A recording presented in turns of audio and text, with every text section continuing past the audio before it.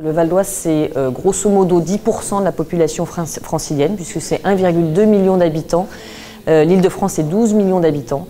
Donc une mesure juste, de bon sens, nous semble être de dire qu'au moins 10% des crédits de la région Île-de-France doivent revenir au Val d'Oise. Ce qui est évident, c'est qu'on part de très loin, puisqu'on part de 17 ans où ça a été un immobilisme le plus absolu, un immobilisme bien sûr de la région Île-de-France dans son ensemble, mais en particulier dans le Val d'Oise qui a été oublié, où les projets n'ont pas été formalisés, n'ont pas été portés, les financements n'ont pas été trouvés, et résultat, on se retrouve avec des situations qui durent depuis des dizaines et des dizaines d'années.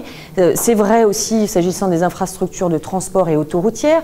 Regardez la 15 qui est la seule autoroute qui n'est pas raccordée au périphérique. Regardez l'avenue du Parisis qui n'est que bouclée petit bout par petit bout et uniquement au travers des financements du conseil départemental et pas du tout de la région. Regardez le bouclage de la Francilienne qui n'est toujours pas réglé malgré maintenant les appels du pied des Yvelines et soutenu par un certain nombre de maires, y compris dans le Val d'Oise, à condition évidemment de faire très attention au tracé et que la Francilienne soit enterrée, mais c'est évidemment une nécessité absolue pour le désengorgement du Val d'Oise. Tout ça, ce sont des projets qui datent de près de 20 ans. Ça fait 20 ans que ça ne bouge pas, donc nous on compte bien non seulement les remettre sur la table, mais les faire avancer.